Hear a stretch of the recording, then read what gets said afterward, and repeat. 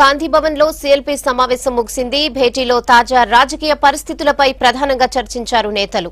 CLP నేత భట్టి విక్రమార్క అధ్యక్షతన జరిగిన ఈ సమావేశానికి మొత్తం 7 ఎమ్మెల్యేలు హాజరయ్యారు.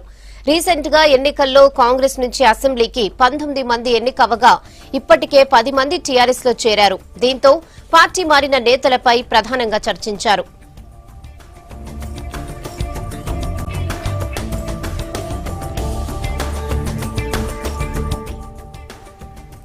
మరోవైపు రీసెంట్ గా ఎమ్మెల్సీ ఎన్నికల్లో కాంగ్రెస్ విజయం, లోక్సభ ఎన్నికల్లో కూడా ఎక్కువ స్థానాలు గెలవడానికి అనుసరించాల్సిన వ్యూహాలపై సమావేశంలో చర్చించారు నేతలు.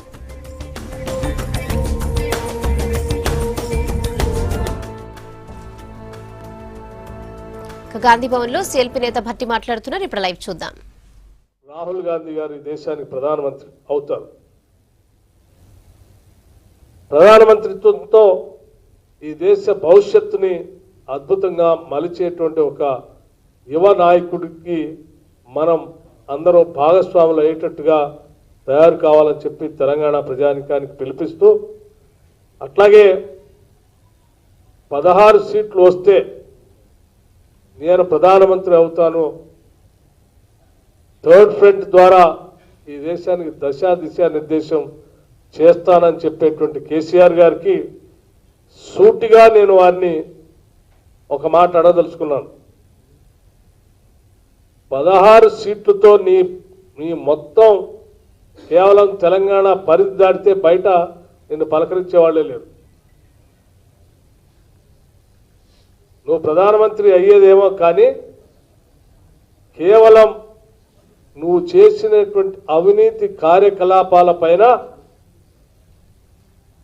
ఎవరు రేపు రాబోయేటువంటి కేంద్ర ప్రభుత్వం ఎంక్వైరీ చేయకుండా ఉండటం కోసం ఆ 16 మంది ఎంపీలతో భారతీయ జనతా పార్టీ దగ్గరికి వెళ్ళి మోకరిల్లి రక్షించుకోవడం కోసం చేసేటువంటి ప్రక్రియలా కనిపిస్తుంది తప్ప నువ్వేదో ప్రధానమంత్రి అవుదామనో లేకపోతే ఫెడరల్ ఫ్రంట్కి నాయకత్వం వహించడం కోసం చేస్తున్నటువంటి ప్రక్రియలాగా లేదు.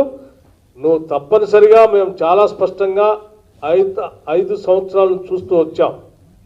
ప్రతి సందర్భంలో భారతీయ జనతా పార్టీకి మీరు డిమానిటైజేషన్ అప్పుడు సమర్థించారు. అలాగే జిఎస్టీ అప్పుడు కూడా మీరే ముందుకు వచ్చి సమర్థించారు. ఆహో ఓహో అని మోడీ గారిని పొగిడారు. మీ పనితనం అంతా కూడా రేపు ఎన్నికల ప్రక్రియ అంతా కూడా మోడీ గారిని ప్రధానమంత్రి చేయడం కోసమే. ఇది ప్రతి ఒక్కళ్ళు తెలుసుకోవాల్సినటువంటి అవసరం ఉంది. అట్లాగే ఈ మోడీ గారికి మద్దతిస్తూ బి టీమ్గా ఉన్న కేసీఆర్ గారికి మద్దతు ఇచ్చే ఎంఐఎం విధానం ఏంటో కూడా బయటకు చెప్పాల్సిన అవసరం ఉంది.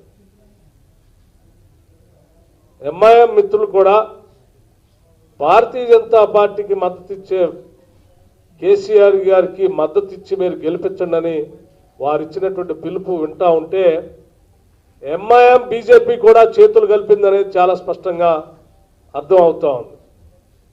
మీరేమో కేసీఆర్ గారికి మద్దతు ఇస్తారు, కేసీఆర్ గారేమో మోడీ గారికి మద్దతు ఇస్తారు. ఇదంతా ఒక రాజకీయ రాక్షస క్రీడ. ఎంఐఎం కేసీఆర్ బీజేపీ కలిసి ఆడుతున్న వింత నాటకం రాష్ట్ర ప్రజానికం తెలుసుకోవాల్సిన అవసరం ఉంది. కేవలం వీరు పదవులు హోదాల కోసమే ప్రజల్ని విడదీసి రెచ్చగొట్టి శాంతి భద్రతలు కూడా విఘాతం కలిగించే కార్యక్రమానికి పాల్పడేటువంటి రాజకీయ పార్టీలుగా కనిపిస్తున్నాయి. కాబట్టి మీ అందరికీ ఒకటే విజ్ఞప్తి చేస్తూ ఉన్నాం.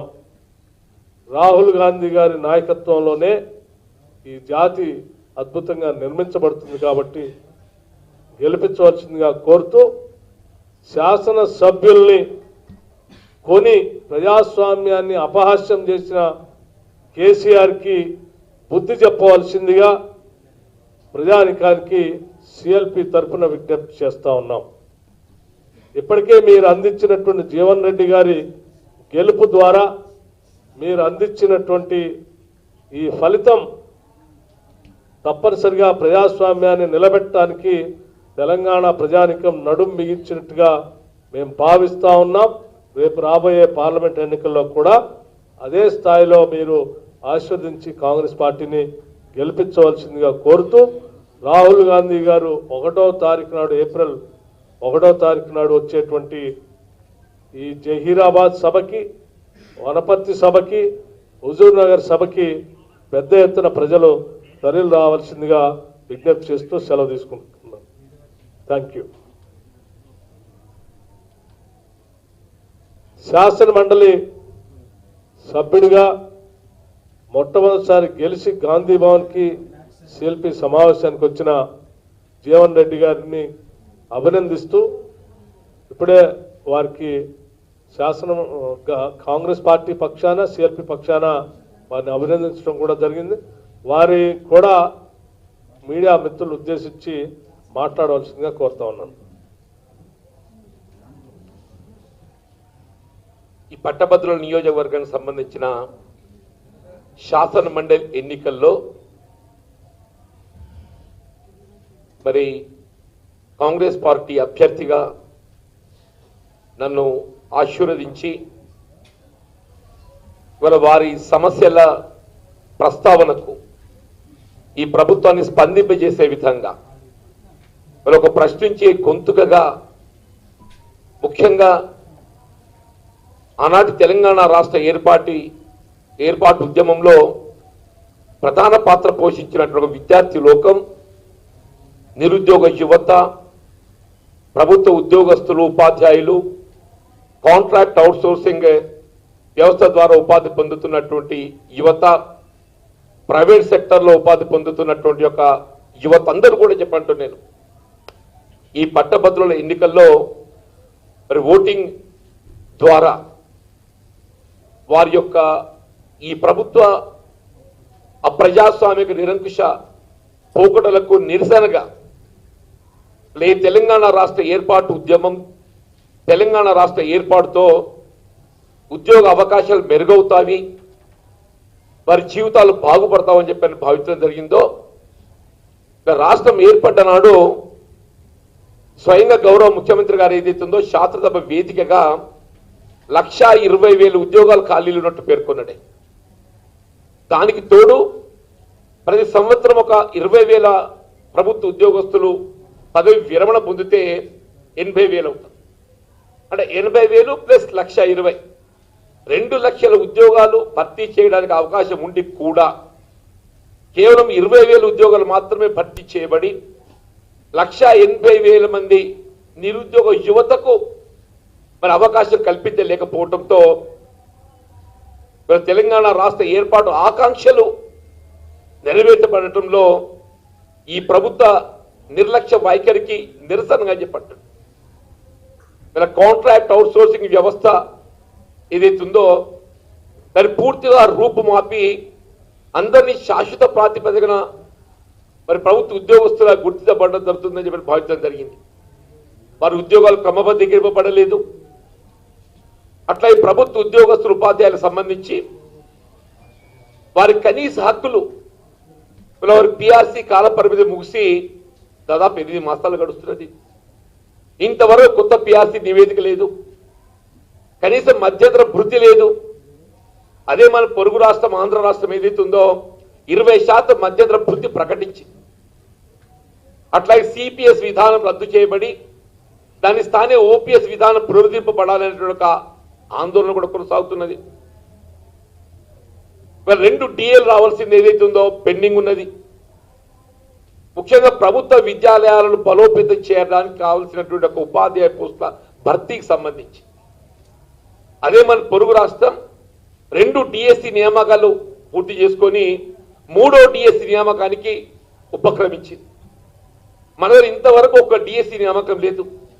ట్రైన్డ్ గ్రాడ్యుయేట్స్ ఏదైతుందో వారికి ఉద్యోగ అవకాశం లభించక ప్రైవేట్ సెక్టర్లో విద్యాలయాల్లో ఉపాధి పొందుతూ మరి కనీస ఉద్యోగ భద్రత లేకుండా మరి ఆందోళన చెప్తున్నా చెప్పంటున్నాం. అంటే ఆనాడు ఏ తెలంగాణ రాష్ట్ర ఏర్పాటుతో వారి జీవితాలు బాగుపడతామని చెప్పని విద్యావంతులు భావించడం జరిగిందో ఆ విద్యావంతులు ఇవాళ ఈ టిఆర్ఎస్ ప్రభుత్వం పట్ల నిరసనతో ఇవాళ మొన్న జరిగిన ఓటింగ్లో టిఆర్ఎస్ బలపరిచిన అభ్యర్థి కేవలం 17% ఓటింగ్ మాత్రమే పొందడం జరిగింది. అంటే మొత్తం 1,05,000 వ్యాలిడ్ ఓటు ఉంటే we got the Congress candidate more than 55,000. It is almost 55% and above. ఇక్కడ టీఆర్ఎస్ బలపరిచిన అభ్యర్థి కేవలం 17,000 ఓట్లు మాత్రమే పొందడం జరిగింది. ఇలా భారతీయ జనతా పార్టీకి వచ్చిన ఓటే కానివ్వండి, భారతీయ జనతా పార్టీ తిరుగుబాటు అభ్యర్థి రంజిత్ సింగే కానివ్వండి, ఆ రాణి రుద్రమదేవి గారే కానివ్వండి, ఎవరే కానివ్వండి చెప్పంటున్నాం, ఈ ఓటు మొత్తం ఏదైతే ఉందో ఈ ప్రభుత్వ వైఖరికి నిరసనగా వ్యతిరేకంగా చేసిన ఓటు అని చెప్పండి. దీన్ని బట్టి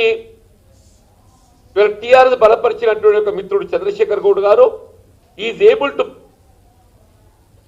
గెట్ ఓన్లీ 17% ఆఫ్ ఓట్.